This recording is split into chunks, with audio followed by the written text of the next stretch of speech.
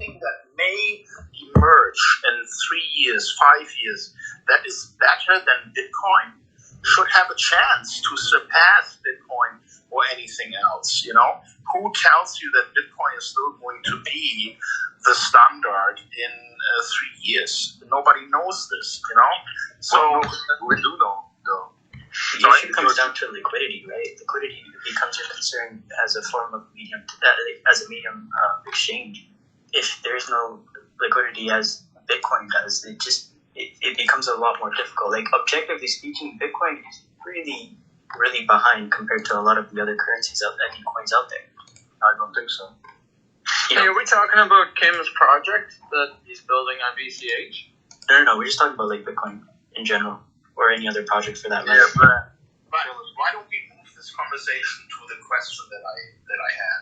Can anyone here in this room tell me how the U.S. government, for example, and I'm just picking that particular government, how the U.S. government could benefit from a takeover of crypto, of the financial markets? What benefit would the U.S. government have in that taking place? If anyone could give me some good examples, I would appreciate it. There's no benefit at all. Zero. Absolutely. So right from earlier today's Michael Saylor's pitch to the executives of Wall Street, he was really trying to convince them to buy Bitcoin on their balance sheets in order to hedge any volatility in the markets, and also benefit from providing insurance and getting a yield out of their Bitcoin. So I was thinking, if a lot of Fortune 500 companies get a lot of Bitcoin on their balance sheets, since they are based in the US government can take advantage of that to control the markets of the Bitcoin, and basically they have control over the Wall Street and the public companies having Bitcoin. But where's that control coming from? I can't Actually, follow that when argument. it comes to China, where is right? the control in that? Well, so the U.S. denomination against Bitcoin is always U.S. dollar. The U.S. dollar can be printed as much as they want. You essentially get as much downward pressure that you want in the market. But crypto is going to change that, right? If we believe all the preachers of the crypto future, crypto is eventually going to replace the US dollar as a world currency, right? I mean, that is what everyone is talking about. Bitcoin will, not crypto. Well, it depends. I don't think they have a crystal ball, and I don't think you can say which of the cryptos is going to be the leader in 10 years from now. Yes, right now, Bitcoin is in a great position, but it doesn't mean that it will still be the leader in a couple of years. What's your thesis, Kim? Why are you asking that question specifically? I asked that question because I want to encourage everyone to realize that there is no benefit for the U.S. government in a strong Bitcoin or in a strong crypto movement. And because there is no benefit, they are going to attack it. But, like I said, I'm opening the floor to anyone who can correct me and anyone who can suggest any real benefit that the U.S. government can have with the development of the crypto space over their own money printing schemes, which are basically giving them an endless supply of money to pay off debt and finance their needs. I totally agree. I would agree. I would recommend following this U.S. senator named Cynthia Loomis. She just became member of Senate Banking Committee, so she's a hardcore Bitcoiner, and she has the right pieces. I highly recommend following her on Twitter. Maybe that's the only thing I can recommend. Well, Kim, that doesn't answer his question. He's saying we should be ready for them to attack it because there's no reason for them to get a benefit, so they will want to kill it. And the Steelman argument for that is, which I don't believe, but the Steelman would be that it's game theory on a macroeconomic level, and they're competing with Russia and China, and if they allow Russia and China to get the benefits of mining Bitcoin and storing Bitcoin in central bank treasuries and stuff, and they'll lose out. So that's probably the strongest argument, competition globally. Well, China is already 70% of all hash power on Bitcoin, right? So the Chinese have taken a very supportive stand because they know that Bitcoin is going to undermine the US dollar and is going to weaken the US government. That is why they are promoting it. They know it's going to accelerate the decline of the US dollar. So again, if anyone here can post any link to me in a direct message on my Twitter, you all know I have open DMs, to give me a best case scenario where the US government can actually turn the crypto movement into a benefit, I would love to read about it, because I've been looking for a long time and I just don't find any arguments. But your thesis, though, are you saying that because they're going to attack Bitcoin, then that means that Bitcoin's going to fail? Is that what you're saying? No, I'm saying Bitcoin is going to succeed, but I'm saying there will be turbulence. There will be times of uncertainty, market disruption. I share your argument, Kim, about that the government could just print money and keep controlling, let's say, most of the things that they want. Some of the benefits that I see, for example, like the instant global electronic transaction, or preventing counterfeiting, or better record keeping, and monitoring transactions. However, what could prevent them from just mining the same way that they're printing money today? So don't you think they could just do the same in the mining, let's say, schema? Well, first of all, as you know, the supply of Bitcoin is limited. We have mined 18.5 million, and there are only 21 million available. So, mining has its limits. If you assume that the price goes up as it has been in the last 3 years, which a lot of commenters do, some say 200,000, some say 300,000 per Bitcoin. Some are pretty sure that it's going to reach the same market capitalization of gold, which would be $10 trillion. The question really becomes, if you have a limited supply, you can't really do what the US government is doing now and just issue more coin. It's not going to happen. Yeah, I think. So, can I just step in here? Yes. So Kim, I think that's a great question. I don't think there is any benefit to a central bank. An example of why they wouldn't want to do that is just the issue when the stock market, in March, nosedived. If the Fed wasn't able to print more money and restore confidence in the markets, would have returned. I think a digital coin is something that will help government avoid cash transactions so that they can increase tax revenue, because there is a lot of money that is not taxed in the current economy. I'm in Canada. There was a report that came out 5 years ago where CRA had done an investigation. They realized, whether it be strip clubs and taxi drivers or all these cash-based transactions that were not taxed, they found out that they were missing a good amount of tax revenue. So I think some kind of digital form will have to come out for that reason, but I don't see it being something that's going to be limited. And my biggest fear with all of this is similar to the way they could just remove Donald Trump from the internet.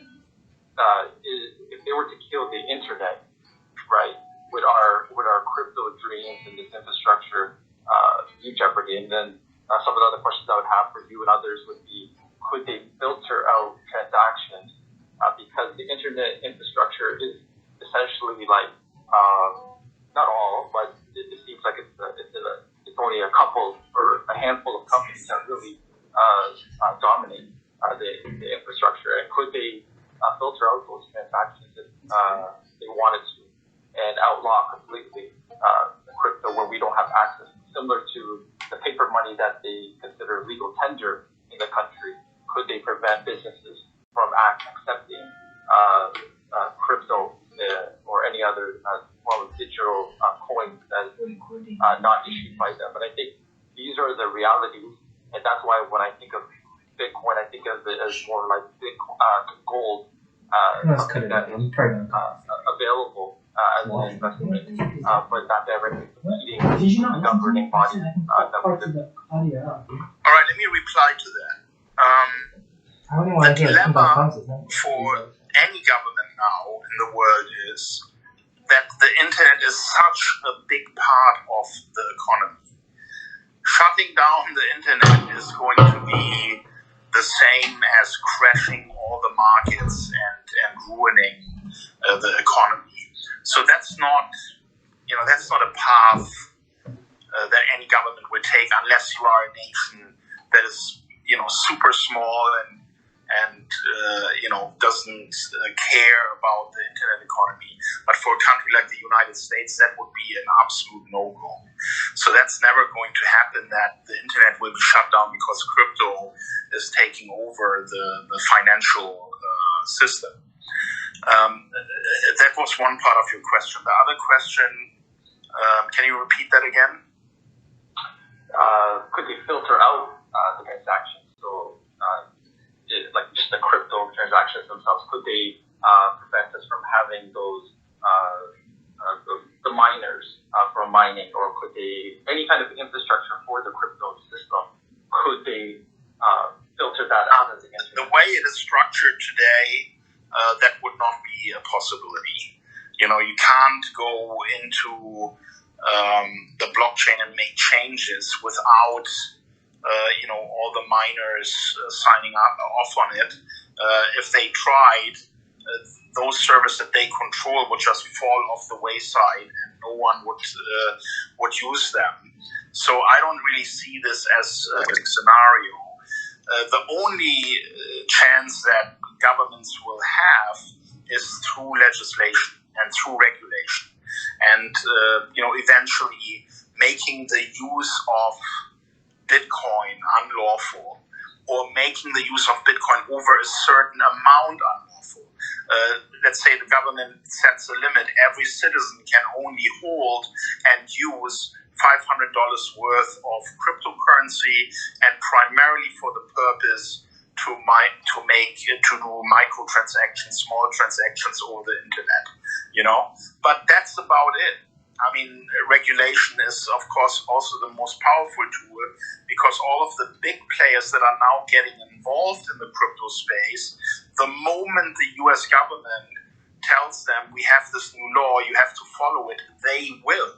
So the more institutional players you have coming into the game, and the more companies you have that want to replicate the banking model in the crypto space and hold basically your crypto for you, so you are in a situation where you don't control the keys. Obviously, all of them are going to do what the government dictates, and that is, I think, the biggest weakness that we are all facing. The more institutional players come into the game, and the more people have their crypto controlled in a custodian situation, the more likely it is that regulation will actually work to hurt crypto significantly. So, that Bitcoin is the most government resistant of all cryptocurrencies. So when you talk about cryptocurrency being able to resist government capture or censorship, none of the other cryptocurrencies are even anywhere close to the amount of decentralization and government resistance as Bitcoin. Also, I can leave the country anytime I want. Yeah, that's what I meant earlier, with picking your jurisdiction. I think when you have a wallet, or you do work in a custodian situation because you really want to have easy solutions, then just pick them in jurisdictions that can stand up to the bigger players and say, no, we have our own rules and regulations, we are allowing this to take place, and some good examples already exist. So let me give you an example. Singapore, right? Singapore has made a stand to say we're going to support cryptocurrencies. We're not going to prohibit it. We are actually going to create a safe haven for any company that wants to succeed in the crypto space, and we're going to protect them from foreign influence. More and more of this is going to happen. Some of you may remember I started this internet party in New Zealand, a political party, because I wanted New Zealand, and there was one of many reasons, but I specifically wanted New Zealand to be one of the first nations to embrace crypto and become a safe haven for players in that space.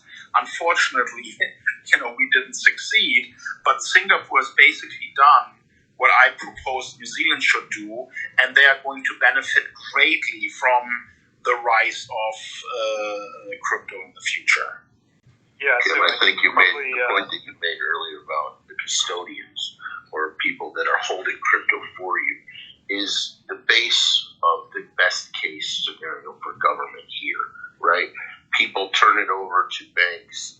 They regulate it, they tax it. It's seen mostly as a speculative asset that people hold on their balance sheet to hedge against catastrophic events. And it acts as another source of revenue for the system that's ongoing. I think that's the only scenario I can think of where it's a positive for any kind of centralized government. What do you think about that? You are absolutely right, and here's my thinking about this. What would I do if I were the U.S. government, right? If I was the president of the United States, and all my advisors and my banking lobbyists are telling me crypto is going to kill us, how am I going to be strategic about it and try and deal a blow to crypto that it can hardly recover from it? And that is by holding off my regulation powers and getting more and more parties involved in the game that I know are going to follow my regulations when I issue them. So, for example, PayPal could be this perfect Trojan horse because PayPal now allows all of their US users to buy crypto in their PayPal account. And if regulation takes place, what the US government can do, they can basically take a large percentage of Bitcoin out of the marketplace simply by taking over all of the custodian wallets and keys that are held by companies, for example, in the United States. So the smart play is to let all of these bankers get into the game, get PayPal into the game and other payment processors so that they accumulate a critical mass of Bitcoin, and then I regulate and crush Bitcoin by basically taking half of all Bitcoin out of the market.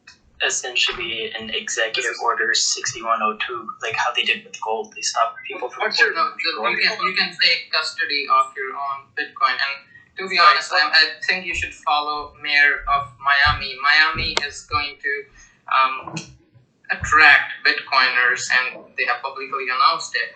Plus, PayPal, I agree, but if people educate themselves, it's easy to use services that allow you to take control of your Bitcoin. There's something very big here that's not being considered. It's one of the core parts of why Bitcoin is able to be so censorship resistant and centralized, and that is that the users, or at least a significant amount of users, should be running the networks themselves. That is the biggest thing that keeps it from being co-opted by these, let's say, large exchanges or groups like PayPal. Because if we're all trusting our wallets and our exchanges, like some of these smaller forks, then it's trivial for them to just co-opt the exchange. Tell the exchange, this is the new Bitcoin, and now all your users are this. You tell the wallets the same because they're using the same nodes providers. And now your wallet says you have 3 Bitcoin on it. Your exchange says they owe you 3 Bitcoin, and as far as you know, you have 3 Bitcoin, but you don't know what's running on the actual infrastructure underneath those wallets because you're trusting somebody else's node. But when you're on your own node, you are the network, and nobody can take it from you because unless they come into everybody's house, they can't trick you and tell you Bitcoin is something that it isn't. That's why I feel like things like Bitcoin Cash, for example, will never achieve what Bitcoin does, because you cannot run your own node when you want to scale through giant data centers to run the verified blocks. Thanks, That's a fallacy, right? That's a fallacy. It's been proven so many times that the hardware to run the Bitcoin Cash network with 32 MB blocks is like so cheap. So I don't understand. That's only because people aren't using it right now. I also don't. If people used it to the level of Bitcoin, then it would be unusable at 32 megabytes, and they don't want to stop there. They want to keep going. Yeah, I don't agree with that assessment. I think that running a Bitcoin Cash node is just as easy as running a Bitcoin node. The hardware has the capabilities have been increased so much and have become cheaper and cheaper. So I don't think that's a valid argument. Why I like Bitcoin Cash over Bitcoin is that actually with Bitcoin Cash you have way less custodial situations than you have with Bitcoin today. Yeah, but that's only because nobody's using it, Kim. If people were using Bitcoin Cash as the world's reserve currency competitor in the crypto world, then it would have the exact same problems as Bitcoin. Well, I have to disagree with you, and let me give you one simple example. There's a really beautiful website called txstreet.com. I recommend you have a look at it. It compares the different blockchains, and you can put Bitcoin Cash and Bitcoin next to each other, and you will see that on the Bitcoin Cash blockchain, you already have 10% of the transaction volume that you have with Bitcoin today. So it's not. Can you go look at Coinmetrics? Coinmetrics filters out all the spam transactions. Bitcoin Cash is being constantly spammed with transactions to make it appear like it's being used. Coinmetrics identifies all the spam and removes it. Not only that, but even if we're doing 100% of the amount of transactions, that's already, we know that's not hard, that's 1 megabyte. What they want to do is, at least right now, 32 times the transactions. And we've seen, contrary to what I've heard in the chat, I follow this very closely. I'm very close with the Bitcoin Cash community and Omri and everybody. We've seen them try to do even 12 megabyte blocks on mainnet and node start crashing. So I don't know where this 32 megabytes is easy thing is coming from. The network actually crashed. We had a backlog, and fees actually started to rise 2 hardforks ago. So it was about a year ago. I could probably pull it up and find it if I had, but nobody writes about it. Where we saw the same thing, like the mempool started getting clogged up. And the worst part is, since Bitcoin Cash wallets don't have, they don't let you set your fees because usually it doesn't matter. It didn't matter how important your transaction was. You had to just wait. Who knows how long, maybe 2 hours to get through because there was no way to prioritize your message. Well, let me just clarify something here, right? When I talk about Bitcoin Cash's potential and the fact that I think it's undervalued, it's because it has the right pedigree, it has the right formula to find mass adoption. If you actually want to use Bitcoin today to buy an Apple, the fee is higher than the cost of the Apple. It's not something that is going to work as digital money. And that's why I favor Bitcoin Cash, because it has eliminated that issue. But here's something that nobody knows that I'm working on. Because Bitcoin Cash doesn't really charge any real fee, we are partnering with philanthropist causes to give consumers on checkout an option to support something they like. We will start with 3 core causes. One is $1 to plant trees. One is $1 for safe water, especially in third world countries where a lot of kids get sick drinking unclean water. And thirdly, child poverty. Combating child poverty with instead of paying a transaction fee, you are supporting a good cause. Now, on every checkout with Bitcoin Cash in the future, the consumer will have the option to pick one of the 3, and then also to pick that this is going to be the default fee that they're going to pay at any transaction over $10. We believe that Bitcoin Cash will do more than 8 million transactions per day in 5 years from now. And we believe that the total volume of payments that will go to these good causes is going to be more significant than, for example, donations from the Melinda Gates Foundation or any other big philanthropic organization out there. And that in itself, the beauty of this simple idea that you can exchange a fee and voluntarily support a good cause is going to make Bitcoin Cash the green, the positive player in the crypto space. If Bitcoin wanted to do that, they couldn't even do that because of their fee structures and the limitations that they have. So now you look at the Lightning Network. Let me just finish my point real quick because I'm not done talking yet. Just a second. So when you consider this, the beautiful things that you can do by replacing the fee with a voluntary positive thing, I think that is what's going to attract the attention of a lot of people, influencers, celebrities that are looking at crypto today and saying, well, which one is actually good for the world?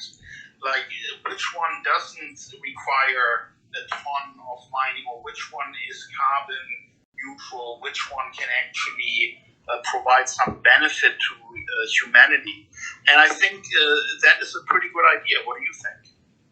Well, the biggest issue I guess I have is that, I run a 10,000 hour computer right now. It's a 5950X, got like 32 cores. It's a beast of a machine. And I know that I cannot verify 8 million transactions a day on it.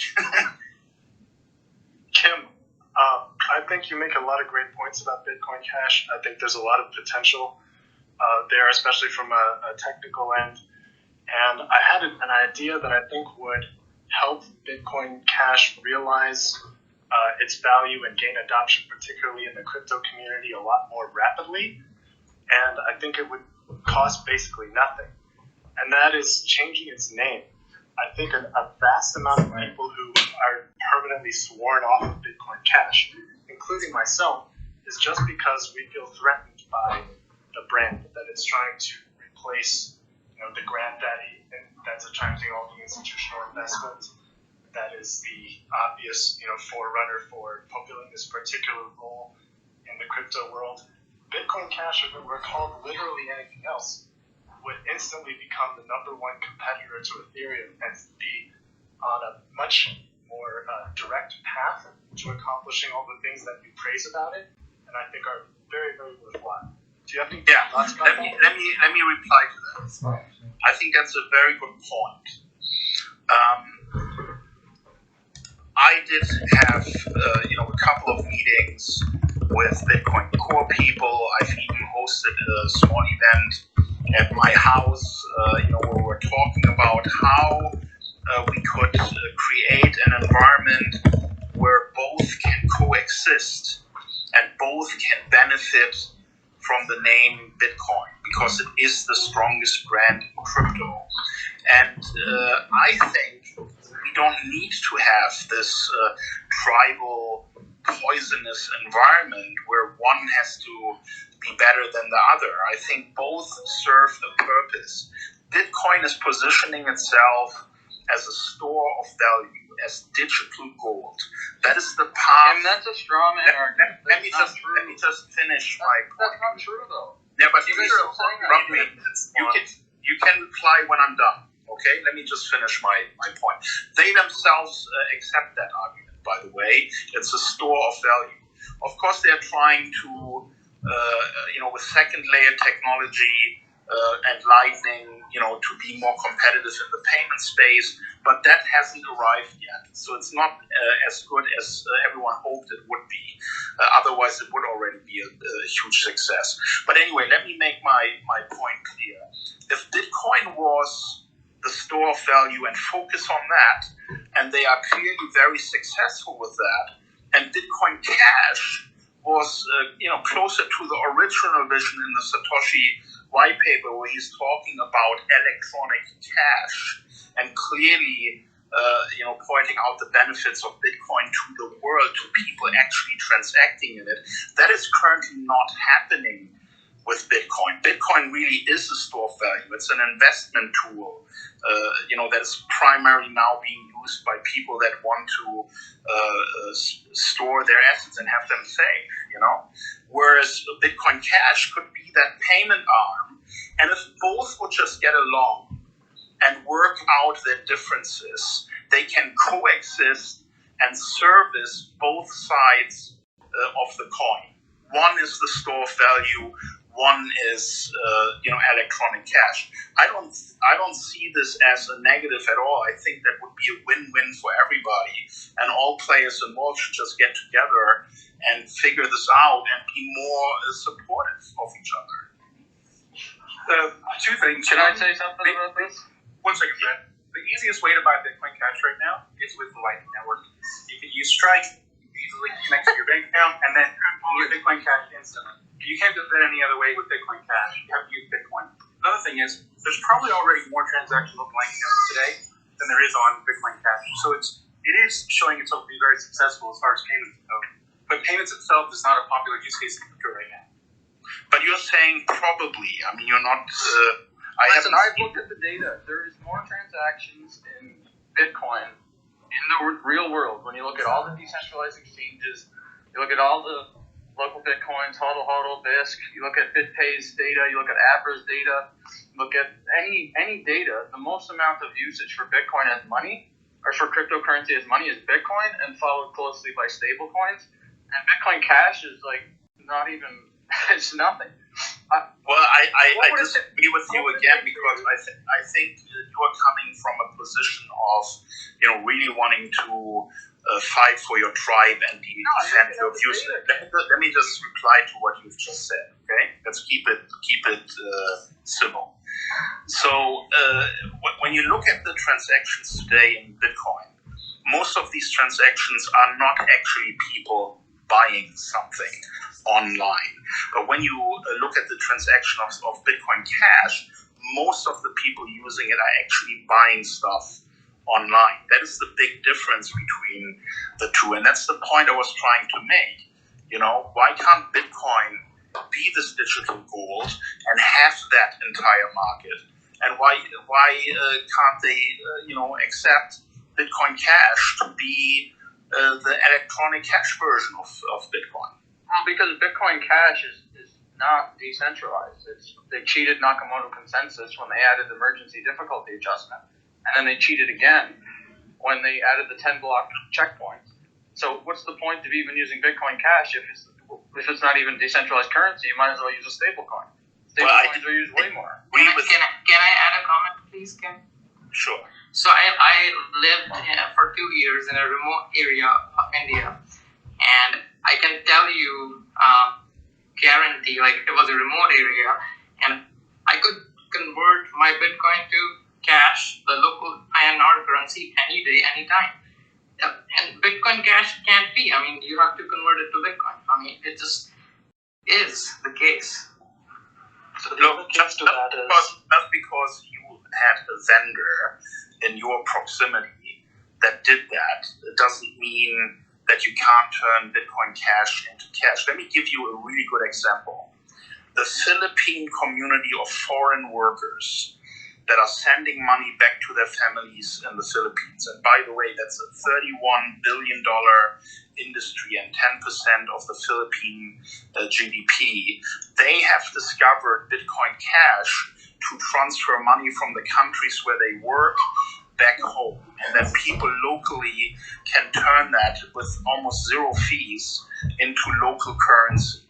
Prior to them using Bitcoin Cash for this, they use services like MoneyGram and Global Express to send money around the world with over 5% in fees and exchange rate fees on top of it. So you do have a lot of use cases already where Bitcoin Cash is outperforming Bitcoin simply because of the fee structure.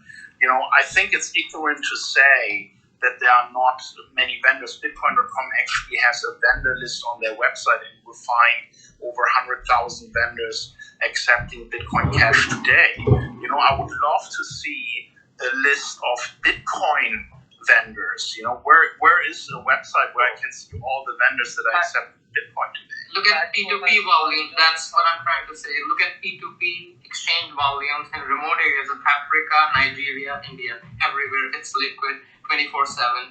There's no competitor. And Paxful has 5 million customers in India and Africa. They use Bitcoin. They don't use Bitcoin Cash because the team looked at all the altcoins and said Bitcoin is the one that the market chose. So they use Bitcoin. There's 5 million customers using Bitcoin, and stablecoins are the second most used. And if you are holding Bitcoin Cash for some stupid reason, you would actually have to go to an exchange, convert it to Bitcoin, then only you can use it. Well, you don't have. I want to say something. There are a lot of examples where you don't have to do that, and you know, I'm kind of getting the sense that some of the people that have joined this call and are so vehemently defending Bitcoin without even listening to any of the arguments I'm making, and are just trying to basically bad talk Bitcoin Cash, I think you're missing the point. The point is, the more competition we have in the crypto space, the better it is, because everyone will get better at their game. And one thing that you can be sure of is that Bitcoin Cash will increase market share, if you like it or not. It works, you know, with the app that I'm building. It works with many other apps that I've seen that are using it already. So it's just ignorant to say that it can only be Bitcoin and nothing else, because you're missing the point that competition is actually a good thing, and that the growing Bitcoin Cash community is also going to benefit the Bitcoin community. There's nothing wrong with both solutions coexisting. We have to agree. When you got Read, I cried for you, because that was a big deal to me. Because I looked up to you so much with what you were doing with file sharing and sticking it to the man, and the way that you were going to do with Mega and everything else, and how you're going to just like obfuscate it all to where you wouldn't have liability. I thought it was so genius. I was like, oh my god, he's doing this in a way where they can't stop him now because he's using encryption. This is amazing. And then when you came out and I just, you know, I always thought, man, Kim.com is the man. But then when you came out, like, and said Bitcoin Cash, it's like, how does he not get it? I don't understand. Like, it's nothing. That might be a bit unfair. I think Kim has a point here, and it's not just Kim. You know, even Vitalik, the founder of Ethereum, sort of made a comment on this, saying it's become very political. This crypto sort of scene has become very political, and it resembles very closely to the political issues that we've seen in the past in history. So, you know, it's not just, and sure, maybe there are some bad actors that promote certain coins and want to benefit from it, but I think Kim has a correct view of it overall, which is it's about crypto against fiat, not about Bitcoin against the world, right? Exactly. So it's not just that is exactly right. And let me just to the person who just praised Mega and what I've accomplished with that. And by the way, it's still live, and I think there's approximately 300 million users now.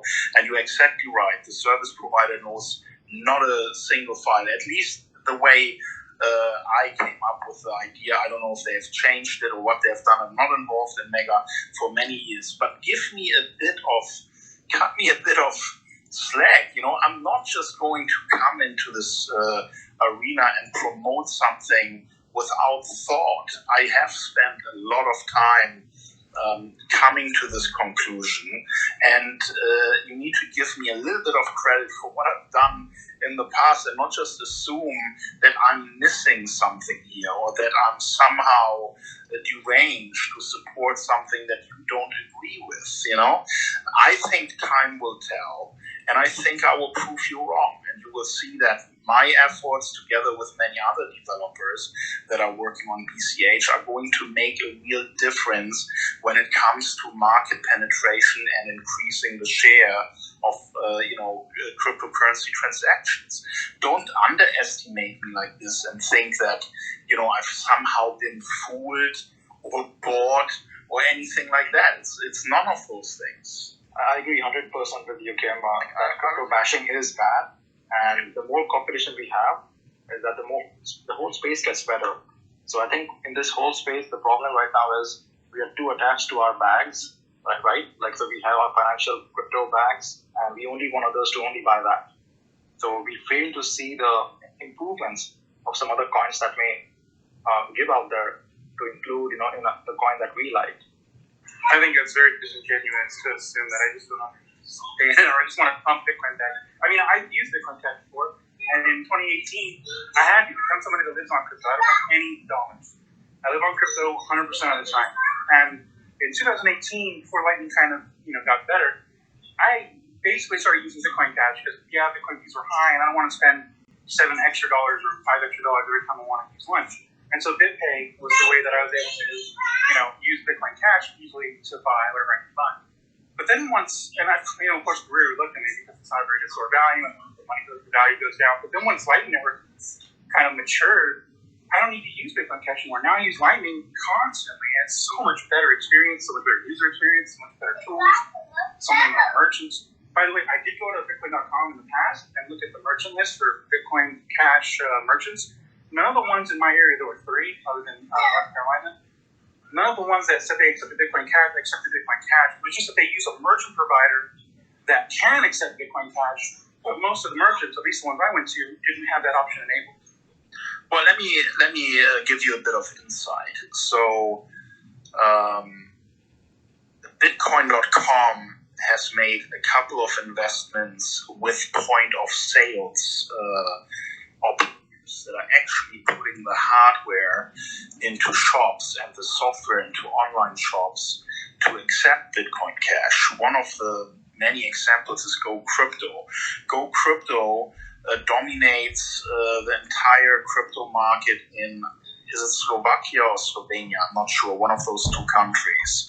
And they literally have 10,000 vendors there now, and that can easily be replicated in any other country. So that is a test case to show, in Slovenia, I think it's Slovenia, they have malls, physical malls, where everything you can buy with Bitcoin Cash. Now, that's not the global case yet, but people are working on making that happen. And also another thing that people seem to forget, it's still only 3% of internet users that hold crypto or use crypto at all. This entire industry is still in its infancy. So to think that, there will not be competitors that have better approaches, better technologies to think that could ultimately benefit more consumers and more vendors is naive. And to think that there could not potentially be a threatening competitor that may take the crown of Bitcoin is also naive. If you know one thing from the internet bubble, is that there were hundreds of companies that were valued at over $1 billion based on a business plan and based on an idea. And even those some of them that had early tractions and were the market leaders were later replaced by better technologies. So don't underestimate the situation of just 3% market penetration right now. We are still at the very beginning, and so much can change in this game. Kim, can I just say too that, to address your point earlier about people being aggressive and stuff, the reason I came in here is because I'm a huge fan of yours as well, and I was a big fan of Mega Upload, and then when you announced you were going to do MegaNet, I was pumped. I was retweeting everything and trying to follow it as close as possible, and then during, the exact same as JC, I was just face palming myself for 2 years straight when you're talking about Bitcoin Cash, and the market signals are clear. Bitmain lost their entire Bitcoin treasury by trying to artificially prop up Bitcoin Cash, and Rogers lost a lot of his treasury too, except he's got a bunch of bags of altcoins that he just seed round investing in and pre-sale investing in. But regardless, the market has spoken, and I would just love, the reason I've jumped on here was to try to see if you're open to considering building a Lightning Network, because maybe you don't realize, but it is ready for something like that. But we have experimented with it for 2 years, and it's still not ready. And I don't agree when you say that this is currently working. It's not. We've done tests that have shown that it's not working. And if it would be working, I would be promoting that rather than Bitcoin Cash. So, can you explain what you'd need to see for you to consider taking another stab at it with Lightning? Well, let me just go back to one point that you just made, where you said the market has decided, right? It is Bitcoin. Again, the market is only 3% of the internet population. That is not a good example to say that the decision has been made. The decision will be made in 5 years, 10 years down the road. And that is where I'm looking. I'm looking into the far future. Who is actually going to have the point of sales, the vendors and the users? Which of the two models is more likely to succeed? And if Lightning does everything perfectly, then there's still the question of centralization because of the second layer reality, and that is going to make it attackable. That is going to make it vulnerable to the attack. For example, if the US government would choose to do something against Bitcoin. And you can't disagree with that, right? Well, I disagree that there's any difference between Lightning Network and Bitcoin Cash when you're talking about security. It is better. Lightning's better because they can't really do anything. So centralization on Lightning, for example, even if it were just 2 nodes, it wouldn't be less secure than if it were 10,000 or a million nodes. Because it's secure not because of not necessarily because of the user being distributed. It's secure because it uses cryptography to tie your Bitcoin keys down. So the most that your peer could do is like harass you maybe, or not harass you, but just inconvenience you. They couldn't really, hurt you further than that. But the biggest thing with Bitcoin Cash, like I mentioned earlier, my $10,000 computer cannot do 8 million transactions per day and verify each one. It's not fast enough. I'm a software engineer. But of course, it's important to consider that there will be more development, that there will be new features added that will allow you to do that in the future. Right now, obviously you are right, but we are not even close to the transaction volumes that we anticipate in 5 years down the road. Obviously, you need to build for that. You need to create the roads for all of that to travel. I'm working on the Square Crypto team where we are trying to make an implementation of Lightning called Rust Lightning more accessible to developers. So if at any point you would be open to exploring what is missing, I think we would love to chat with you about that. Although, of course, if you have chosen the path that you want to go on for the next couple years, that makes sense. I'm definitely open to that, and I would appreciate if you would send me a direct message with a link where I can try and do an implementation of what you guys have built in the k.im test environment. I would definitely love and have a look at that. Yeah, with pleasure. The one thing I wanted to add that I think makes Lightning Network different from Bitcoin Cash by itself is that because it is a second layer application where you have a lot of transactions happening only with eventual settlement, it significantly improves privacy. And if you have some things that are being currently considered for activation inside Bitcoin, like Taproot and Schnorr, then even multi-hop transactions will become dissociated from one another, such that you won't be able to link them by use of the same hash. And that will increase privacy and anonymity even more.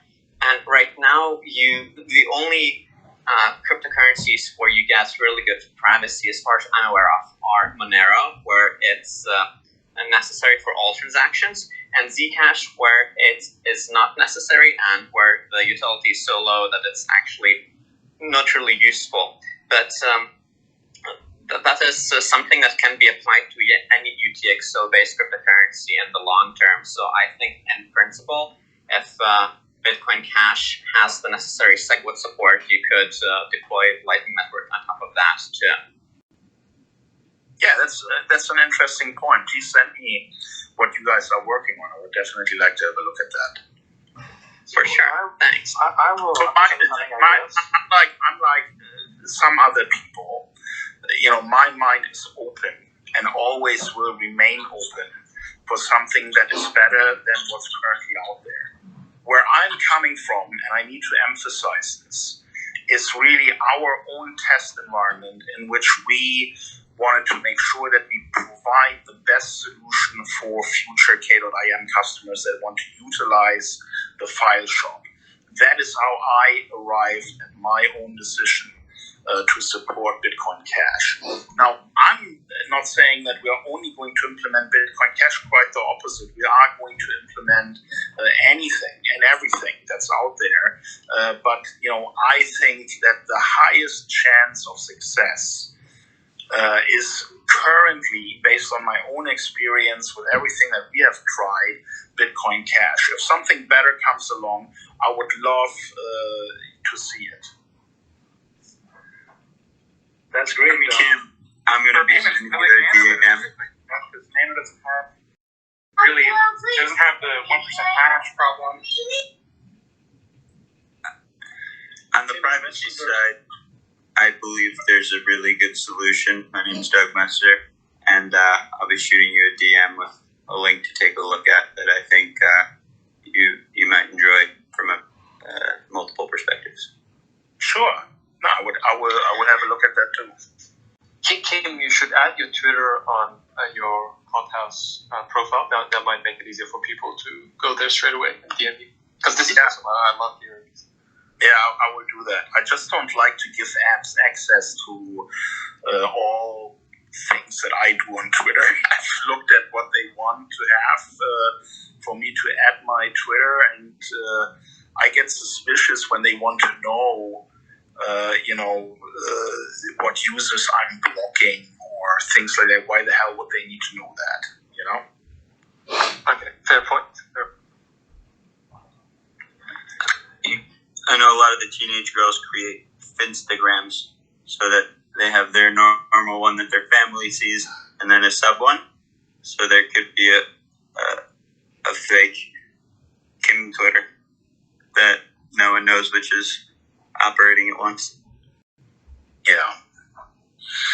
I hope one day Clubhouse will have like a little verification tick as well, and then that should solve it. We were talking about some of the added features earlier today. Oh, sorry. Come again, Doug? Did you want to chat? Nope, all good. All good. Thank you. Kim, you mentioned the Bitcoin brand name obviously being the strongest, and you also mentioned the 3% market penetration. It seems like within the 3% that crypto has penetrated, the Bitcoin Cash brand mostly reminds people of civil war, of secession, of something threatening Bitcoin, which is still not even like 11 years old. It's a baby. It feels like a baby, and it feels vulnerable, and people still want to fight for it. And so it seems like the Bitcoin Cash brand right now is a huge liability among the particular demographic that's most expert and most interested in this industry. And I suppose I just urge you to reconsider, maybe pursue a name change, because it would definitely immediately reduce my personal resistance to zero about it, and I'm sure I speak for a lot of people. Well, let me respond to that. I find it so interesting that in a lot of the conversations I had recently, that I'm constantly being told about how little of a threat Bitcoin Cash is to Bitcoin. Yet, every single time I make a tweet about it, it's like running into a hornet's nest. Yeah, it is a threat. It is, of course, it is a threat because it is a real competitor. It's not some joke crypto thing like Dogecoin, Dogecoin, whatever you want to pronounce it. It's a real thing that has real developers behind it that have been working for many years on creating, a solution that works in the electronic cash environment. And I'm taking them seriously. And everybody should, because this is not some small little thing. What I think should happen in the best interest of all parties is that the X is being buried and that Bitcoin Core and Bitcoin Cash can work together for a common goal, which is to increase the adoption of crypto in general. All these fights are just distractions that are going to turn people off from actually, considering using crypto.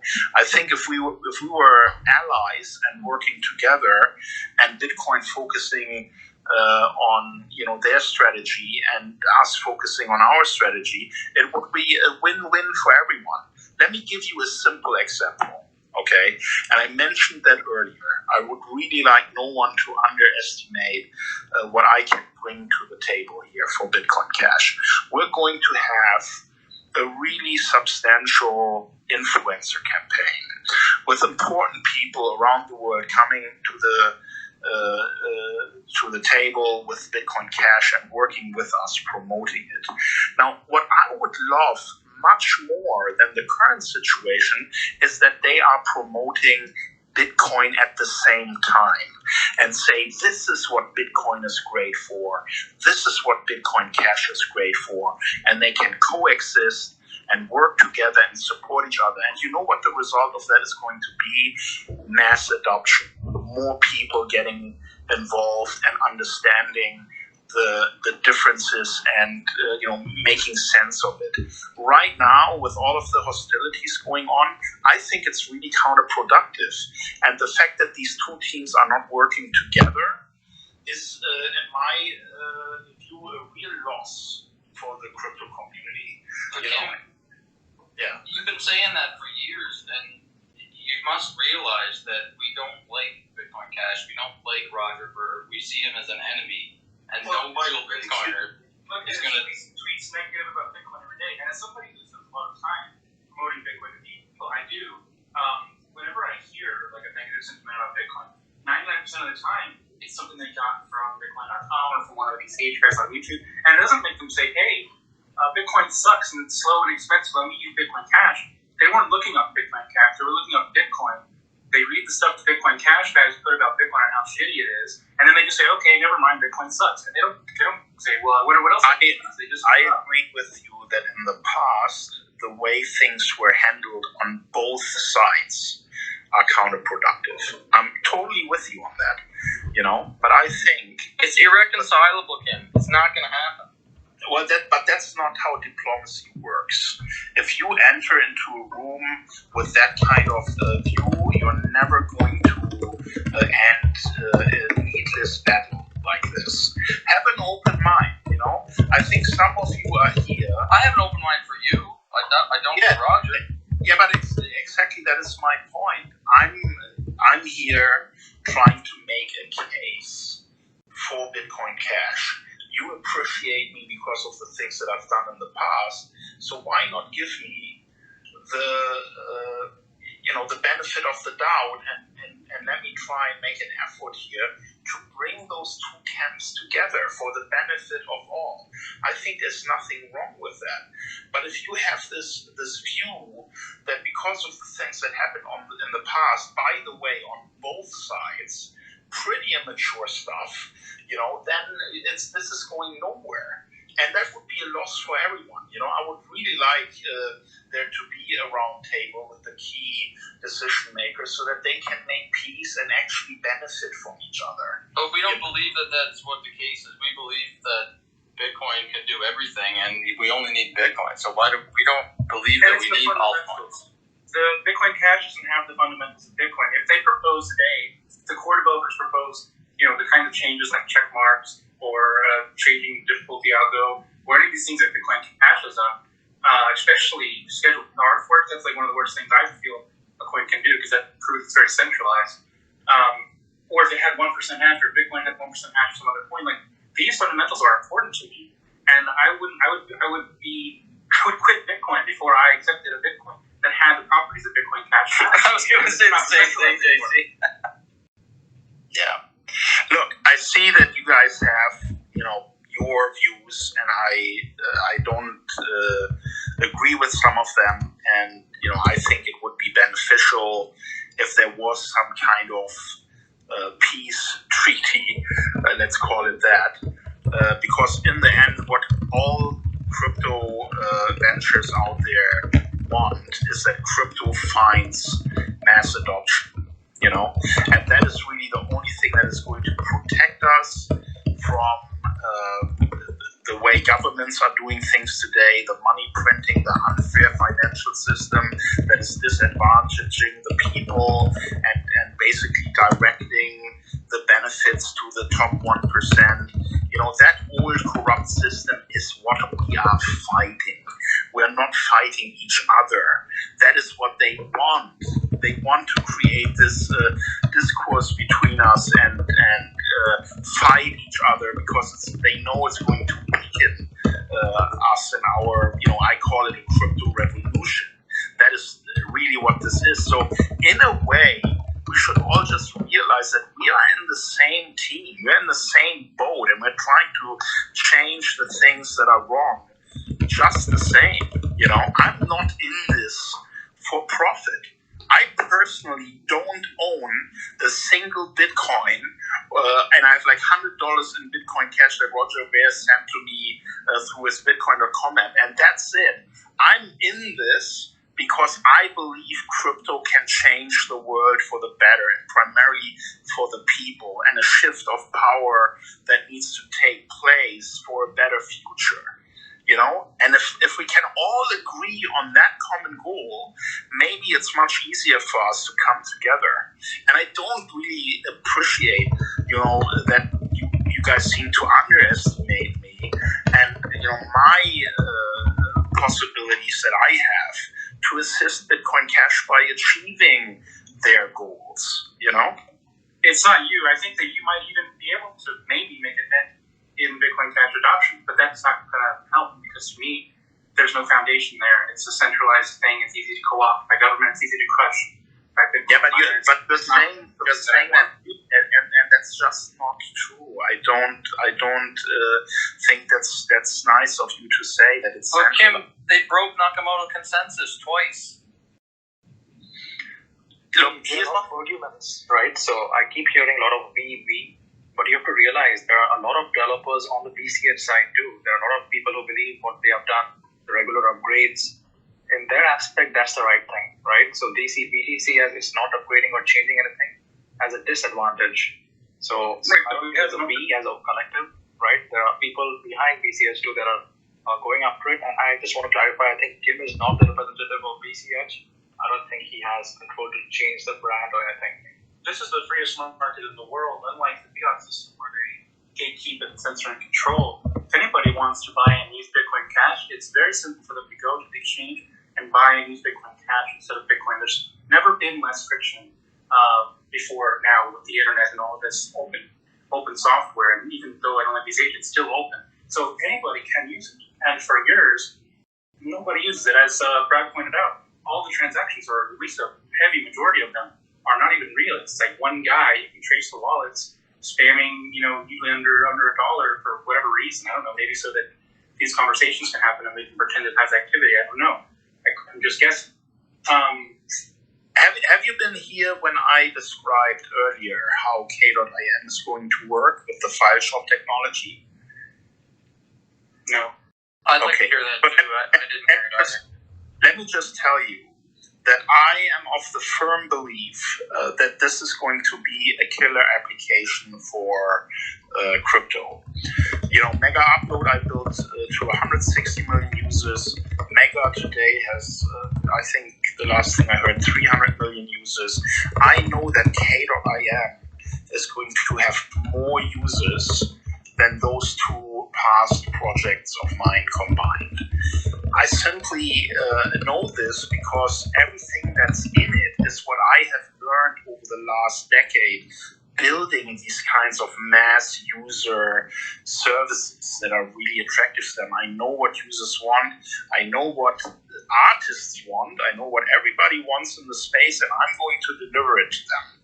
So I know of at least another 3 parties that are working on killer apps that share the view that I have, that Bitcoin Cash right now is the most attractive solution for a service provider like us. So just from that pool of innovations that are going to come out, I can already tell you that the market share of Bitcoin Cash will increase significantly. And those are just the ones I know of. So to come in here with the argument that no one is using it and it's never going to go anywhere, I think totally underestimates what people like I and other innovators are going to bring to the table to make mass adoption a thing for crypto, So I really just hope that you can see that, I'm not just making tweets about it and promoting it out of nowhere, because, the real point that I'm trying to make here is that it works. It works well. It works in our test environment with k.im, and we're going to promote it, and many others will too. So there is going to be real competition. Now, what the Bitcoin community, the core community, has to ask themselves, is it really necessary to have this fight? Because I want to remind you of something. In the early days, Roger Ver was called Bitcoin Jesus for the reason that he was one of the main initial promoters of Bitcoin, and he has done a lot of good for the Bitcoin community, helping to grow it. And there was a point where they had a disagreement where Core wanted to be a store of value, and Roger felt like, closer to the vision of Satoshi that this should be electronic cash. And this is where the camps disagreed. That's not it, Kim. That wasn't it. That wasn't what the argument was about. You know why I know it is? Because that's what Roger told me. Okay. I've been in Bitcoin since 2011. I believe him when he tells me that is what happened. Yeah, because he's a megalomaniac and he just wants his way. We wouldn't listen to him because he wanted to take Bitcoin in the direction that none of the rest of the users or developers wanted. Yeah, but if you have an open mind for a moment, right, and you look at Satoshi's white paper, clearly what Bitcoin is today is not what Satoshi wanted in his white paper. I don't think it mattered what Satoshi wanted.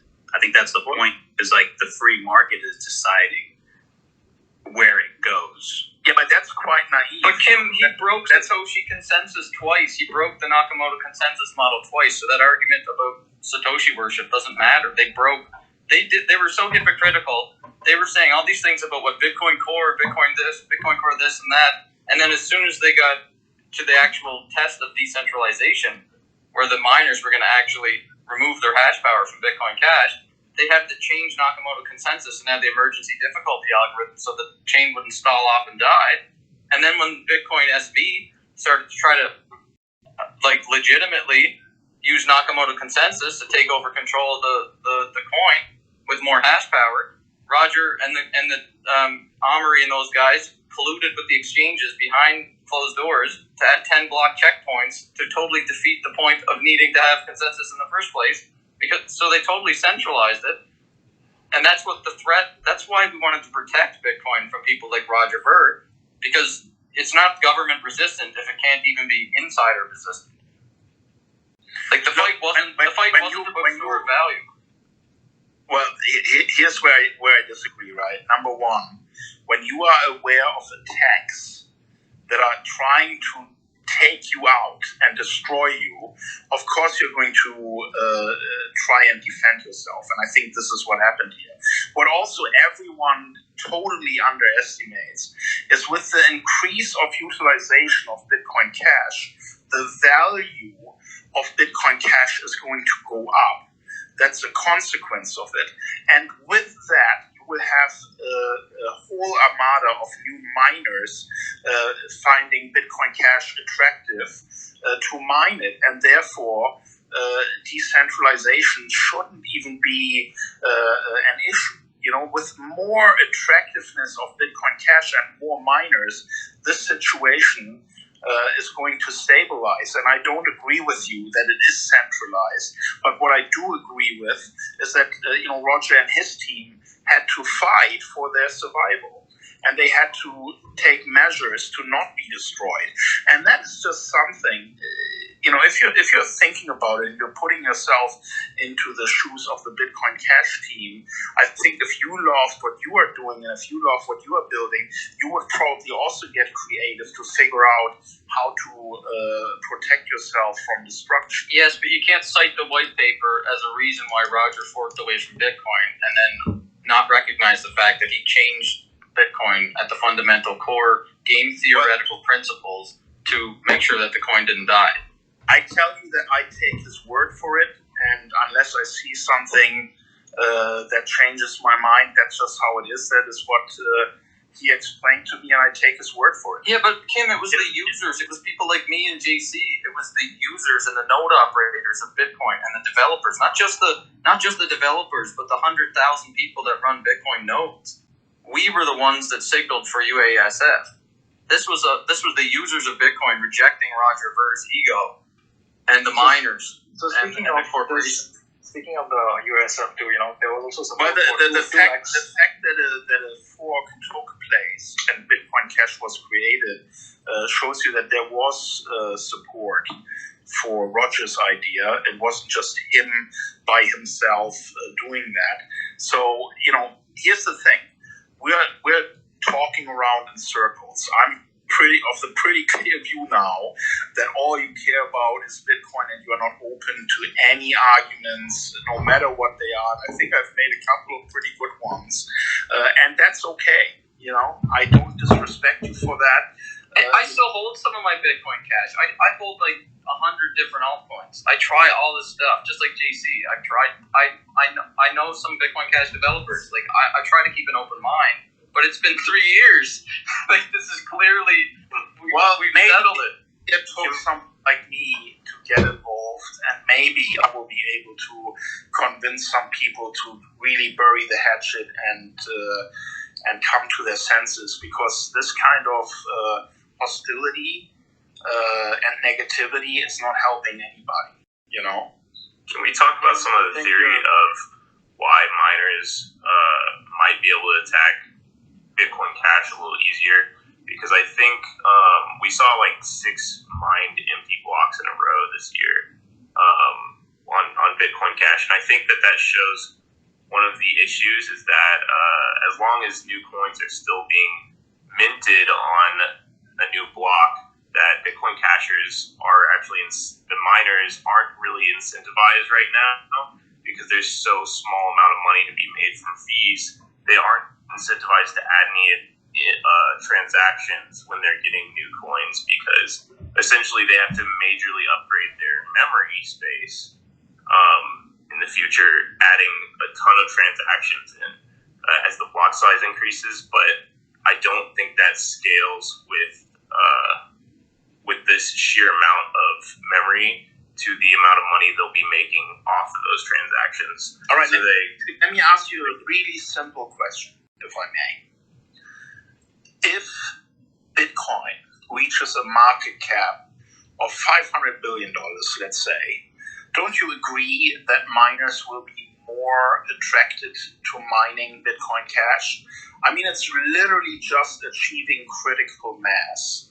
Once you have critical mass, which is what we're working on, the miners are going to flock more and more to Bitcoin Cash. Obviously, they are still going to mine Bitcoin, but we are also going to get more miners to work with us simply because of the increase of value. I think that what I'm trying to propose is that maybe the transaction volume on a global scale won't be worth the upgrading of your, how many ever terabytes of memory you're going to have to upgrade every day to support a global scale.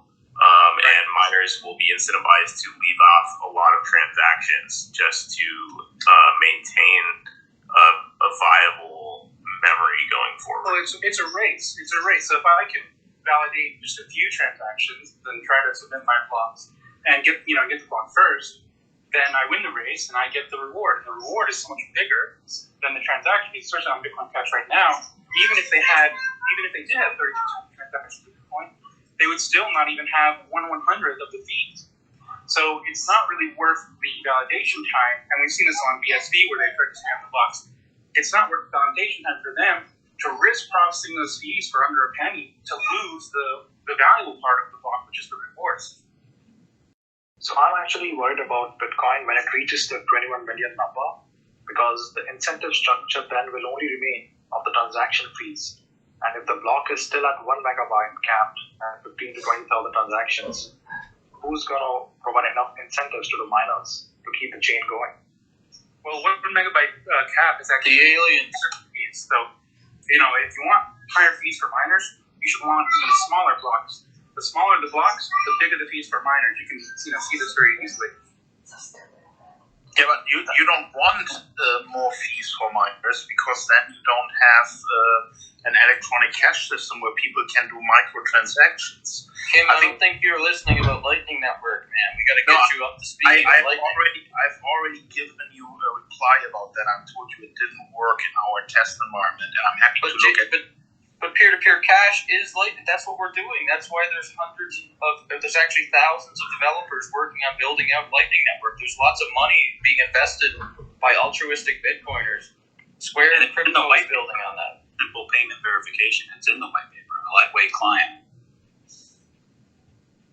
We do want peer-to-peer cash. It's store of value and peer-to-peer cash. That's just something Roger and VCs say that are trying to shill altcoins and Ethereum. A lot of us... And Brad, here's why you are wrong. Because I am saying that too, after having tested it for quite some time. So it's not just Roger saying that. It's someone who's actually building technology and trying to make it work. I understand, but there's Lightning all the time. There's thousands of us building up to make it peer-to-peer cash, so I just don't think it's intellectually honest to use that argument and say Bitcoin chose to be store of value when there's thousands of developers. I angel invest my own money into people just for that specific use case, because I want to see peer-to-peer cash. I want to see the next 2 billion people come onto Bitcoin and be able to both store their value and protect their wealth against governments and censorship and fiat money inflation, and also be able to use it peer-to-peer.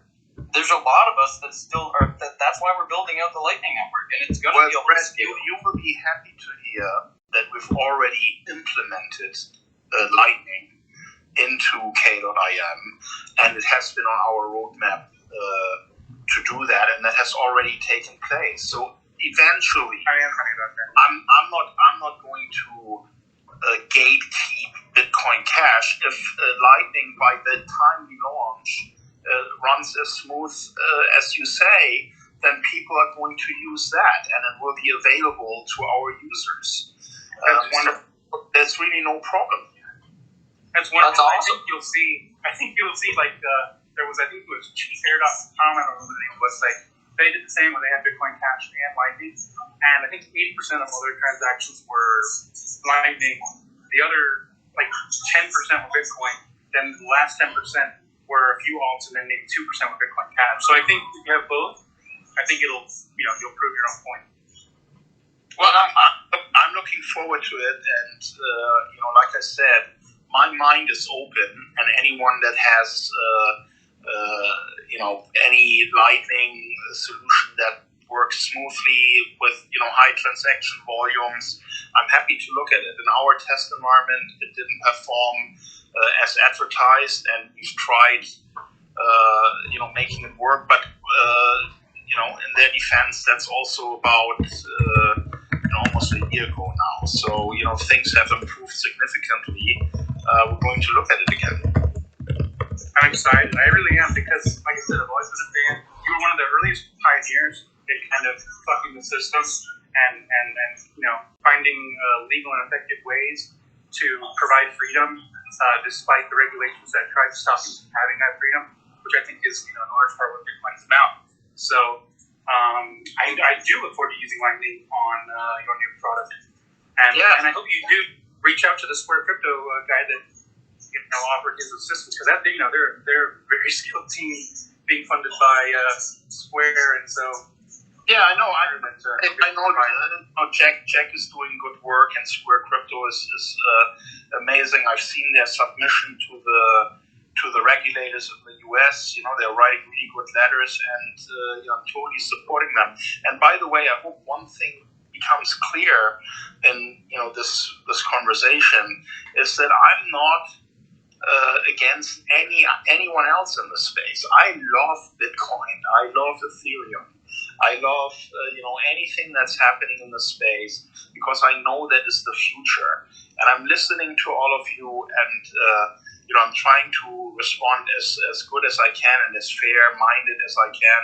I hear you. I know that you may not agree with me on this point, but just give me the benefit of the doubt and look at what I can do in the next 2-3 years and see if you still feel the same way. I think you should really not underestimate why I made the decision that I made.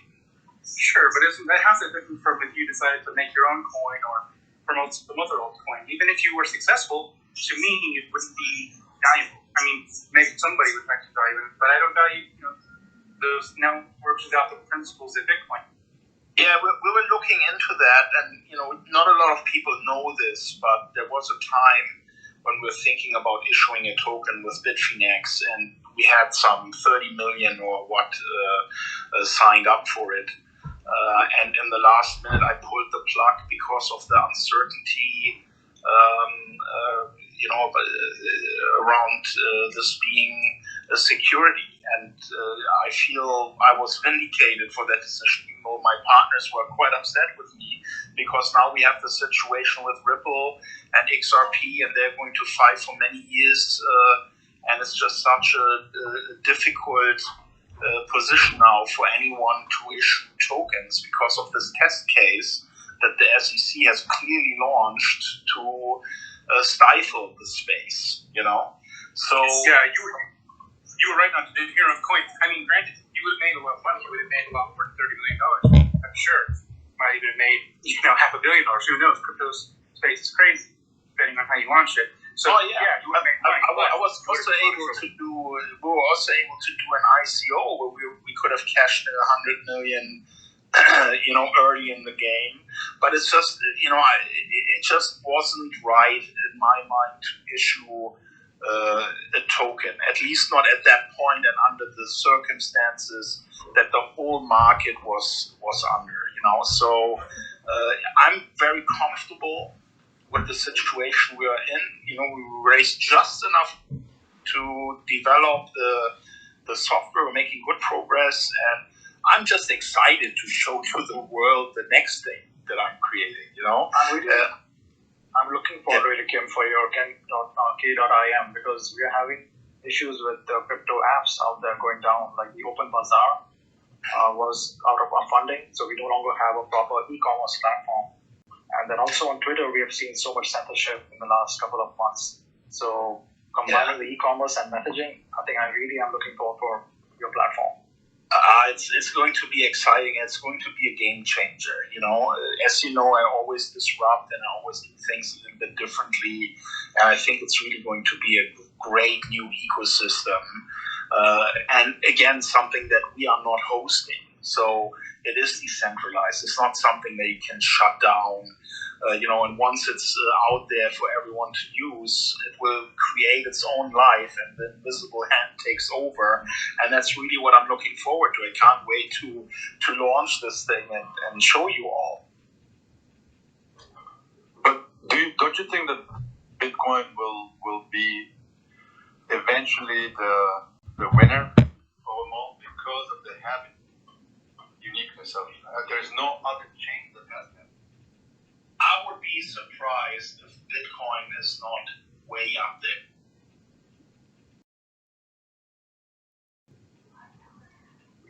Don't rule it out, because when you look at the history of innovation, there's always this one thing that is a bit better, and sometimes all it takes is a really brilliant marketing campaign, is a really brilliant new way of doing things, and all of a sudden you have 100 million users and you are suddenly a player in the crypto space, and these are things that are hard to control. So I think Bitcoin, to remain the leader, will have to innovate, will have to continue to be brilliant, and cannot be left behind by better technologies. That is one thing that I would urge Bitcoin Core to look at, because there are many young new players in the arena now that are doing things, I think, better than Bitcoin. And Bitcoin needs to look at that and take that seriously if they want to stay on top. I couldn't disagree more with that, because Bitcoin is okay. Well, thank you. Kim, I'm afraid that if Bitcoin is ever replaced in some way, that it would be basically the most damaging thing that could happen to the progress of crypto. It's the only coin, it's the only asset that institutions are talking about and legitimizing the space and bringing it into the power structures of the world. And if Bitcoin Cash replaced it, even on technical merit, it would just turn the whole industry on its head. It seems like that would be catastrophic, even if the tech is superior. And also, a lot of the time, superior tech does not have the dominant market share. If you look at Microsoft, I mean, a lot of crappy products are dominant because they were first, or they have momentum, or whatever. And there's a value, I think, in maintaining the stability of the industry and of the idea and of the philosophy. And I think Bitcoin fulfills that beautifully, and to threaten that would be far more costly to the movement than any other option. Could you maybe ease my mind about that? Yeah, well, I've said it earlier that I think competition is a good thing and has always been a good thing. Without competition, people get lazy. They don't need to look left and right what everyone else is doing, and they may not have the kind of inspirations that they would otherwise have in a competitive environment. So, I don't mind competition at all, quite the opposite. I think it's a good thing. And then when we are talking about market dominance, I've also said earlier, right now, the penetration of crypto in the global internet population is 3%. That's the number of people that have had any contact with crypto at all since this revolution started. So we are looking at a small corner of the big map that is still going to open up in the future. Once we reach 50% adoption, that is something where you have to ask yourself, where are all these people going? Are they going to go with a solution that is low fees, fast transactions, or are they going to go with a solution that may be not fulfilling their promise? I hear you guys about Lightning, right? And I'm going to have another look at it. Thank you. But I like transactions on chain. I'm not a big fan of level 2 layers, or basically running all the transactions in a separate, more centralized fashion, and then merging it later again with the blockchain. It's something that I just don't feel good about. But hey, if that is what people are going to choose as their favorite solution, well, then so be it. But Kim, aren't you building a layer 2? I just want to. So my biggest point here, a thing that people have missed, I think, is that Bitcoin conception. All of the other 8,000 coins that have come out since Bitcoin, the biggest thing they had in common was that they all wanted to be a better Bitcoin. They wanted it faster, cheaper, better tech, whatever the case may be. And they're looking at it entirely wrong. If because Bitcoin wasn't valuable because it was fast and cheap to use. It was valuable because it allowed people to store their wealth in a way that cannot be infringed upon by any government or any entity or anybody. It was unstoppable, and that's what gave it its value. So saying something has better check, the Google Play apps on my phone might have better check than Bitcoin. It doesn't really matter. They're not going to allow me to store my wealth for 100 years in a way that nobody can stop. Well, but that's where you are wrong. It can be stopped, and it can be stopped with more custodian solution. And that's currently where Bitcoin is trending. Where it's heading to, because you have PayPal in the game now. You have a lot of other institutionals that are basically custodials of your keys, and that is much easier to shut down and regulate by any government that is hostile to crypto, But it's much more easier to do that with Bitcoin Cash because they've already changed the protocol. They know who to go after. They just have to knock on Roger's door, and it can be censored and shut down. I think also the custodial nature is kind of contrasted with the ability to run a node on just that Raspberry Pi platform and run your own routing node. Like it's a very easy once you set up an Umbrel or a MyNode to have a fully custodial solution. And oftentimes with Lightning, I'm routing my own payments when I pay someone with Strike. I'm not even sending it from my own wallet, and I can see my own payments route sometimes.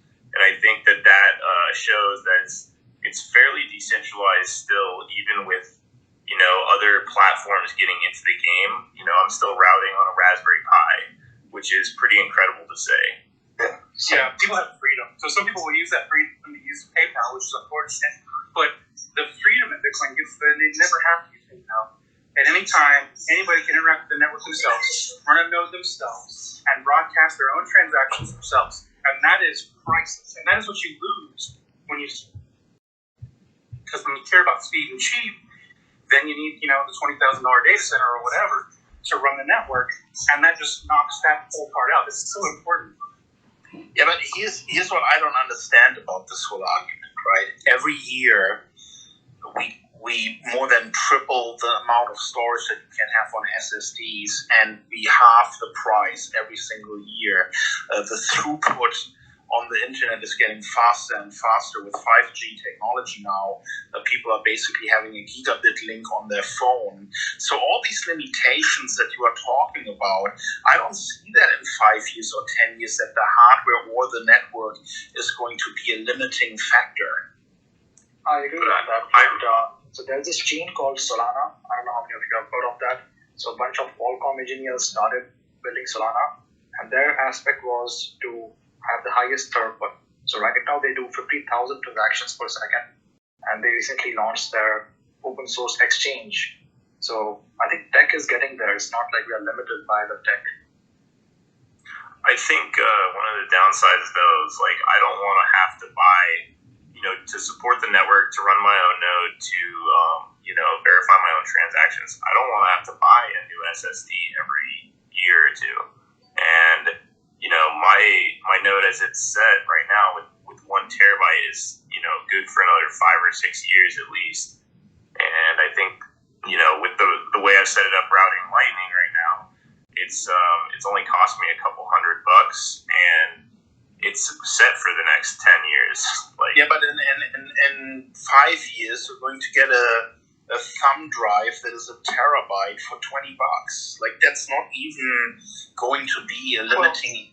If you don't want to spend that, that's fine. That's up to you. But I think the hardware and the connectivity, the throughput, is not going to be a limiting factor when it comes to block sizes or even the sizes of blockchains.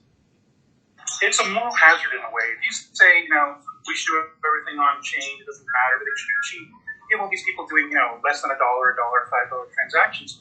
You're not talking about slightly bigger blocks. The Bitcoin Cash roadmap right now on the website says 2 terabytes enough, if I'm not mistaken. So that's one of those $20 hard drives 144 times a day.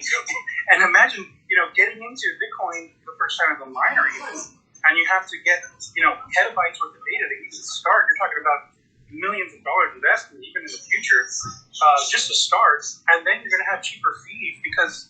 Yeah, but look at the benefit you now have with this increased valuation. Now it's actually worth it making that investment and buying. But there is no valuation increase yet, Kim. You're speculating that Bitcoin Cash is going to go up 50x.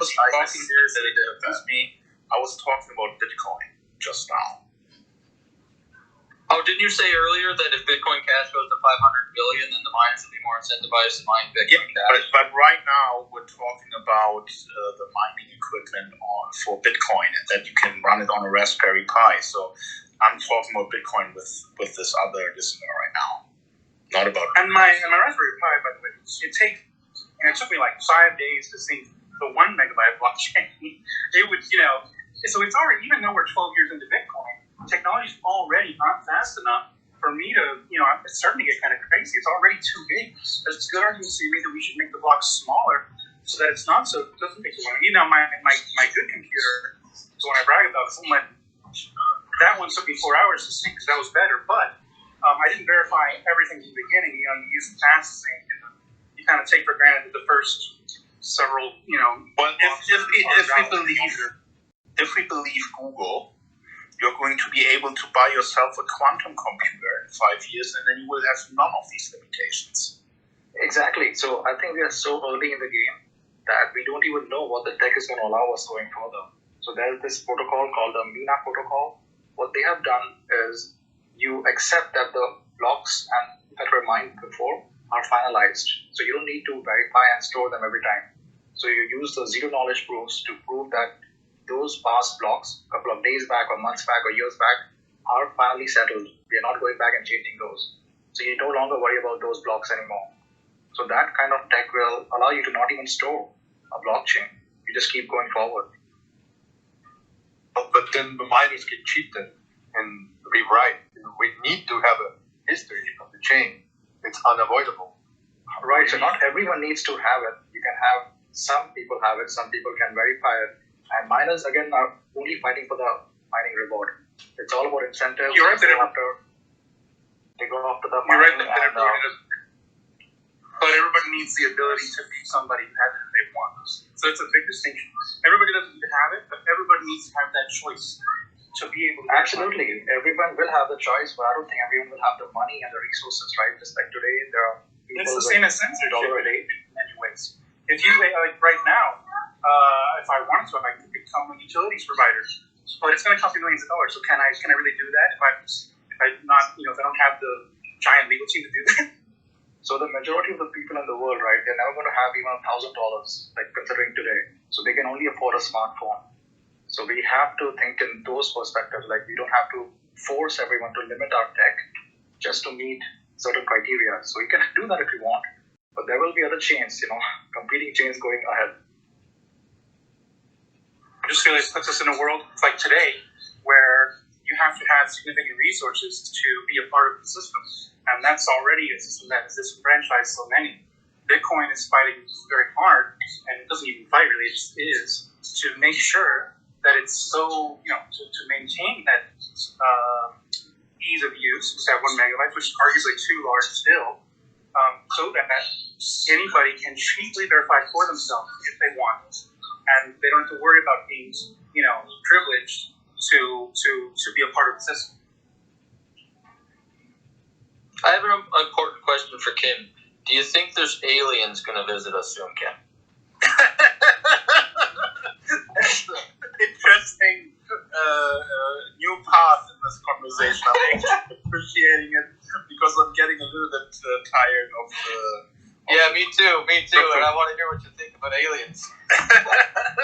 Well, number one, I think it's highly likely that there are aliens out there. Number two, are they going to come to visit us anytime soon? I don't know. I mean, that is a question I can't answer, but I would definitely be very fearful of that, because if they have managed to create a technology to fly from one part of the galaxy to another, they will be way more advanced as us, and they may just see us as farm animals that they can farm for, their gallbladder because that's what they like, and just. I don't You think know. it's more likely that they're here for the gold or the bitcoins? Yeah, I don't know. I mean, I would definitely be very, frightened if that first contact ever takes place and a big mothership arrives here. We'll be so inferior to them when it comes to technology that they can just easily dominate us. So if it's a non-peaceful arrival, then we're going to have big issues. Did you watch those videos that everybody watched them? You must have watched them, right? The ones that the Army or the Navy confirmed that was legitimate, unidentified aerial phenomenon or whatever, the tic-tac and all that stuff? Yeah, I find that really interesting, and here's what my take is.